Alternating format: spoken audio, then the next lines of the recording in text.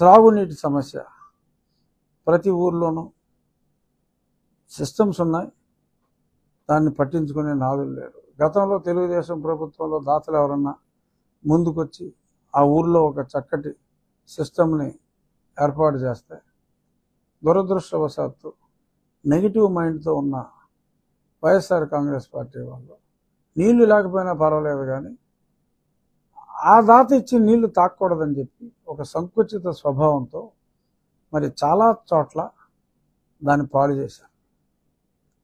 So ఆ సిస్టమ్స్ని బాగు చేసుకుంటూ అట్ ది సేమ్ టైం ఆ ఊర్లకి చక్కగా తాగునీరు సరఫరా చేసిన తర్వాత ప్యూరిఫికేషన్ అక్కడికక్కడ చేసుకుంటానికి ప్లాంట్స్ ఉన్నాయి, కానీ రిపేర్లో ఉన్నాయి ఎన్నో చోట్ల. సో పరిమళ అనే ప్రాంతం నుంచి ఆ వాటర్ లైన్ రాంగ్ డిజైన్ చేయడం జరిగింది. మరి గతంలో ఆ డిజైన్ని సరిచేసి దాన్ని కూడా గ్రామస్తుల పార్టిసిపేషన్తో కొంత, ప్రభుత్వ సహకారంతో ఇంకొంత చేసి యుద్ధ ప్రాతిపదికన 60% ఆఫ్ ద విలేజెస్కి, అంటే దానికి లింకప్ చేయగలిగిన గ్రామాలన్నిటికీ కూడా నీటి సదుపాయం మంచినీటి సదుపాయం కలిగించడం, ఈ అన్నిటికీ ఒక పర్ఫెక్ట్ రోడ్ మ్యాప్ వేసుకోవడం జరిగింది. We have a dynamic collector, youngster. So ప్రభుత్వ సహకారంతో, ముఖ్యమంత్రి గారి సహకారంతో, ముఖ్యమంత్రి గారు కూడా నాకు సహకరిస్తారు, ఎందుకంటే నాకే పదవి లేదు కాబట్టి నా ఊరికి చేయండి అంటే చేయాలి. సో కాబట్టి అది కూడా నా ఉండికి ఒక అడ్వాంటేజ్ అనుకోవాలేమో. సో ఏదేమైనా ప్రభుత్వం ఫైనాన్షియల్గా 4 రూపాయలు సమకూరేదాకా కూడా వెయిట్ చేయకుండా, నేను సింపుల్గా చెప్పొచ్చు, ప్రభుత్వం దగ్గర డబ్బులు అయితే నేనేం చేస్తానండి, అలా కాదు, నేనేంటో చెయ్యాలి. సో ప్రజాస్వామ్యంలో భారతదేశం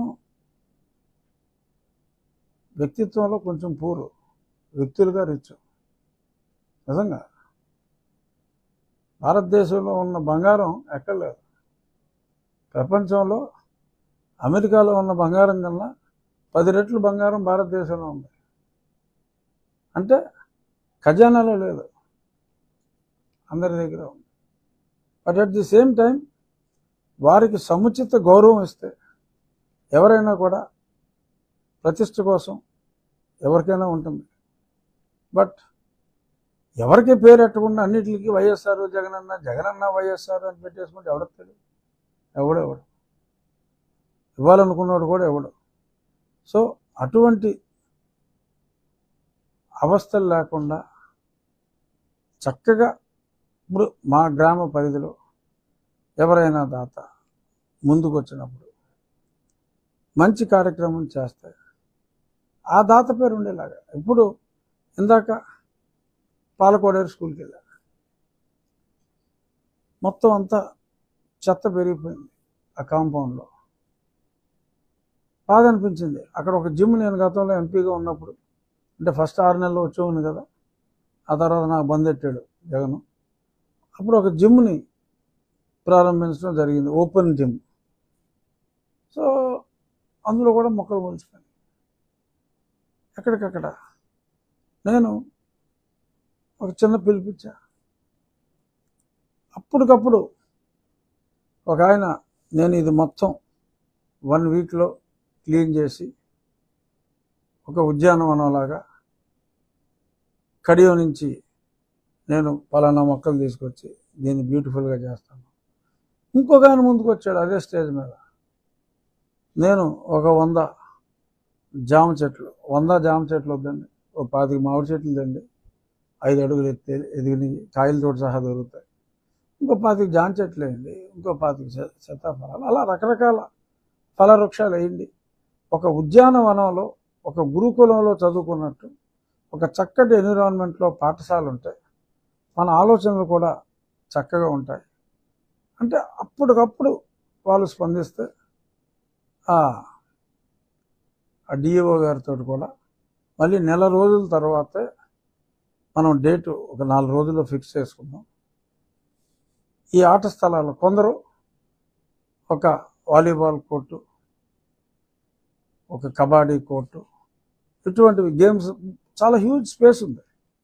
ఇటువంటివన్నీ కూడా ఆ క్రీడా ప్రాంగణాలు, చక్కటి ఉద్యానవనం, ఒక ప్రశాంతమైన ప్రకృతి ఉండేలాగా చిన్న మోటివేషన్.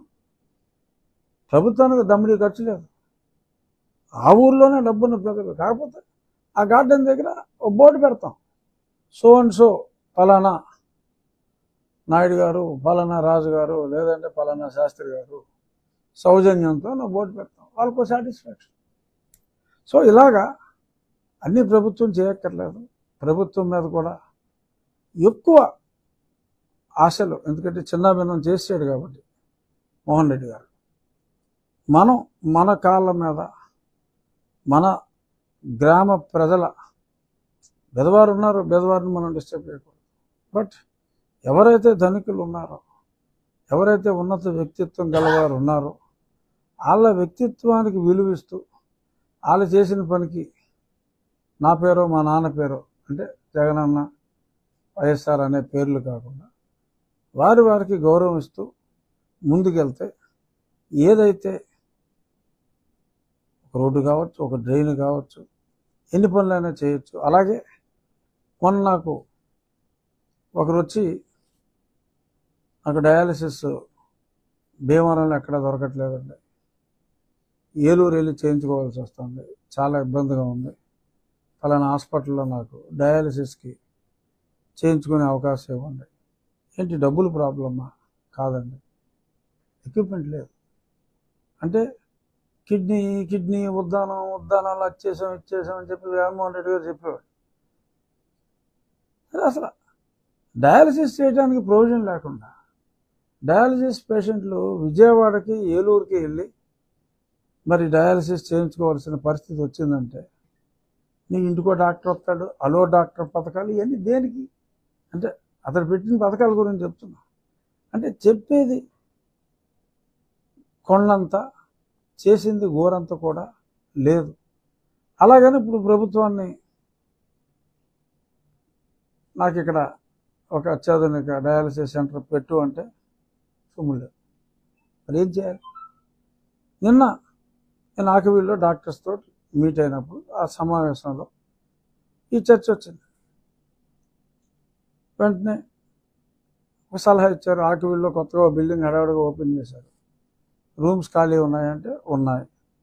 ఓకే, తక్షణం నేను అప్పుడే హెల్త్ మినిస్టర్ గారితో మాట్లాడి, అయ్యా మీ ప్రభుత్వానికి ఏమి ఎక్స్ట్రా ఖర్చు లేదు, సత్యకుమార్ గారు నా మంచి స్నేహితుడు, 3 డయాలసిస్ ఎక్విప్మెంట్స్ మేము దాతలం ఇస్తాం. ఒకటి నేను, ఒకటి మా అభివరం సత్యనారాయణ గారు, ఇంకోటి ఇంకెవరో కూడా 2-3 కలిసి ఇస్తా ఉన్నారు.